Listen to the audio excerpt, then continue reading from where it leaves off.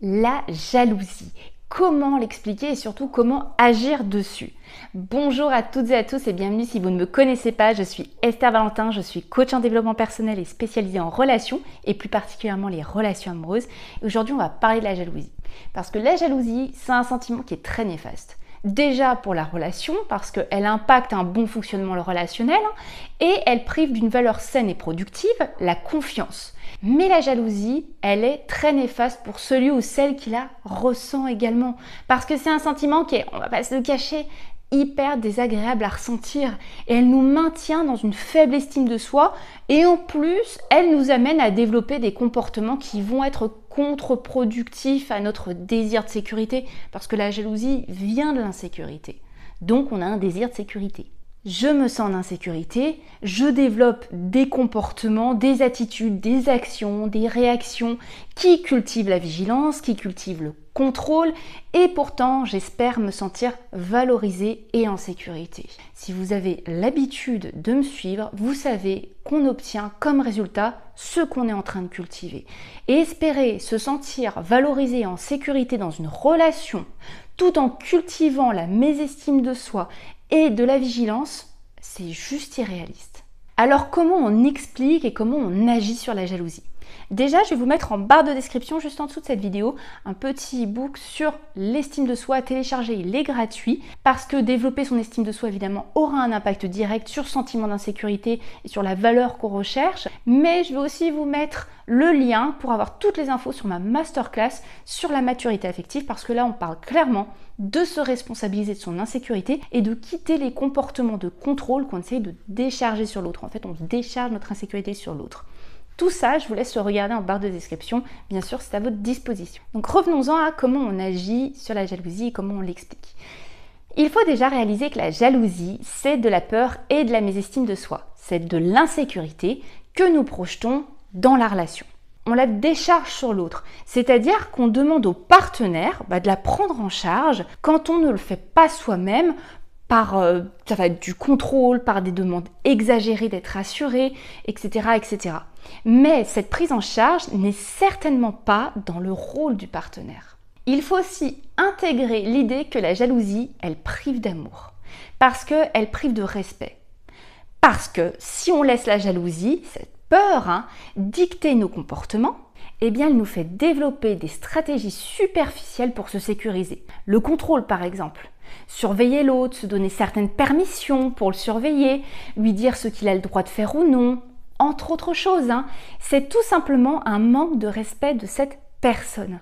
Pourquoi je vous parle d'un manque de respect? Parce que nous tentons de conditionner l'autre à notre norme, à notre vision, à notre satisfaction personnelle. Et le partenaire n'est plus un être à part entière, mais le responsable de notre insécurité. Quand je dis le responsable de notre insécurité, on lui donne le rôle de gestionnaire de notre insécurité et de notre rassurance également. Alors que ce ne sera jamais de sa responsabilité, mais de la nôtre. La troisième chose à intégrer, à conscientiser, je dirais, comme nous l'avons vu précédemment, eh bien les comportements de jalousie, ils cultivent exactement l'inverse du désir qui se cache derrière la jalousie. Lorsque nous ne prenons pas en charge, encore une fois j'utilise cette expression entre guillemets, mais lorsque nous ne prenons pas en charge, que nous en donnons la responsabilité au partenaire amoureux, nous cultivons la mésestime de soi et l'insécurité envers soi-même, en se souhaitant pourtant au final de se sentir valorisé, rassuré, plus serein, en sécurité. Et envers la relation, nous cultivons la vigilance, le manque de confiance, nous cultivons de l'anxiété dans nos réactions, le contrôle, et encore une fois, en espérant retrouver totalement de l'inverse, on espère retrouver dans la relation un sentiment de valorisation, de confiance, d'amour et de sérénité.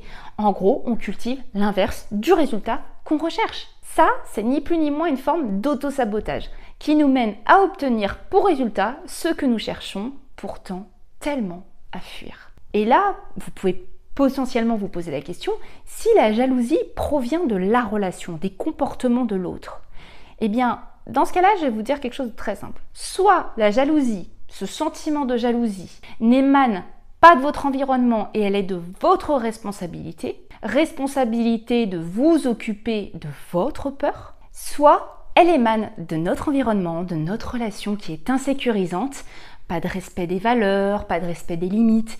Et là encore, je suis navrée, mais ça va être également de votre responsabilité que de comprendre et de faire évoluer votre propre fonctionnement, qui vous pousse à vous investir dans un environnement, dans une relation qui génère une telle insécurité.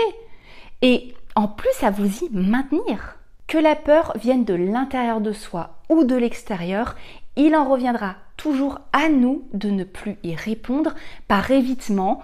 Quand je dis par évitement, c'est quand on tente de la décharger sur l'autre, soit en tentant de le contrôler, soit en tentant de changer cet autre. En gros, que nous attendions que le changement provienne uniquement de l'extérieur, mais pas de nous-mêmes.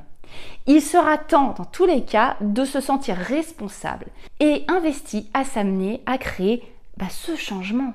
Plus de le chercher de l'extérieur, plus de l'attendre, mais investi à le créer.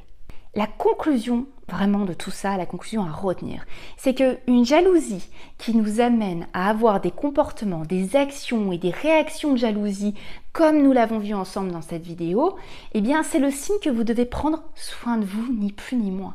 Quand je dis soin de vous, ça va être de vous recentrer sur ce que vous voulez cultiver, d'alimenter ce que vous avez envie d'alimenter pour vous et dans vos relations. C'est quitter l'évitement de vous que vous êtes en train de vous faire. Cet évitement qui vous pousse à perpétuer cette jalousie et les comportements qui vont avec. C'est arrêter de perpétuer que cela viendra vous apaiser à force, même si ça n'a pas fonctionné jusque-là.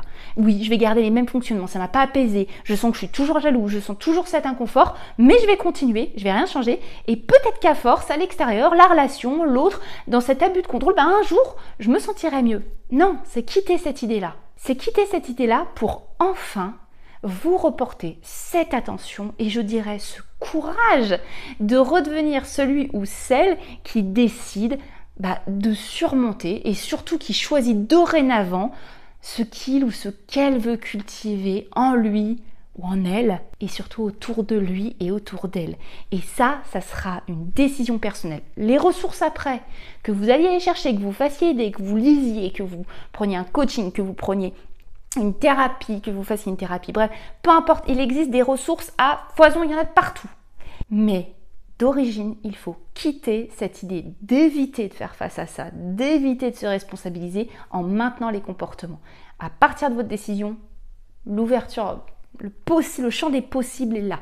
Vous vous ouvrez au fait de devenir responsable de ce que vous cultivez et d'arrêter le comportement hyper paradoxal de cultiver l'inverse de ce que vous désirez pourtant retrouver dans votre relation. Donc j'espère que cette vidéo sur le thème de la jalousie vous a plu, j'espère que ça vous parle, que ça vous ouvre à des réflexions. N'hésitez pas à le partager en commentaire, n'hésitez pas à la liker si ça vous a plu, n'hésitez pas évidemment à vous abonner si vous voulez avoir tous mes conseils sur cette chaîne évidemment, parce que vous le savez très bien, moi je vous retrouve très vite pour une prochaine vidéo parce que je vous lâche pas. À très vite, bye bye.